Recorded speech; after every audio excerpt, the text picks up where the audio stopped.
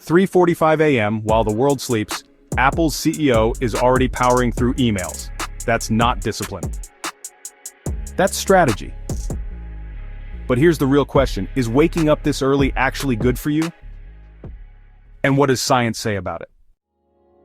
Tim Cook starts his day at 3:45 a.m., not to meditate in silence or write a gratitude journal, but to read customer emails.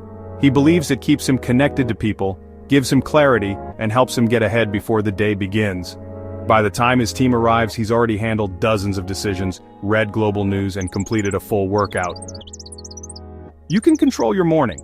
The rest of the day belongs to chaos. That's a sentiment echoed by many high performers.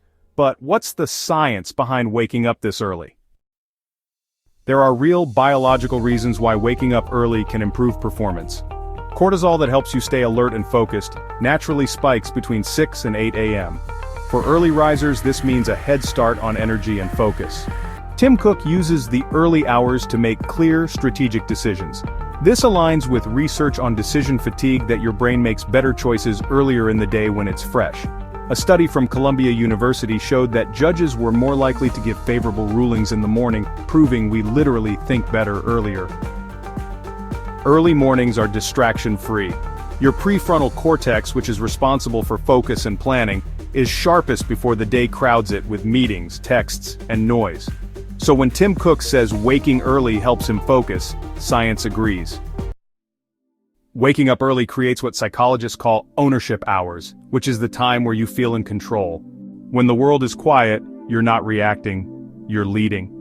Neuroscientist Dr. Andrew Huberman, professor of neurobiology at Stanford, explains that when you start your day with deliberate actions like waking early, delaying gratification, or exposing yourself to sunlight, you activate what he calls a dopaminergic loop, which is a surge of motivation and satisfaction that sets the tone for the next 12 to 16 hours, enhancing your ability to stay focused, productive, and emotionally balanced.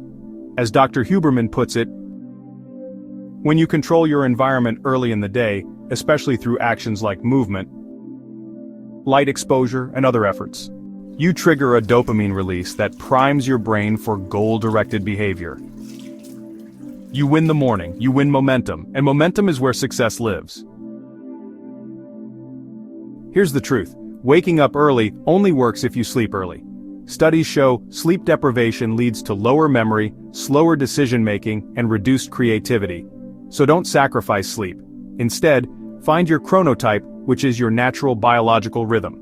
If you're a night owl, forcing a 3:45 a.m. wake-up might do more harm than good, but if you're naturally an early riser or can shift your schedule, the morning can become your secret weapon. The goal isn't the time on the clock, it's whether your morning empowers your mind. Tim Cook wakes up at 3:45 not to impress anyone, but to own his day before it owns him.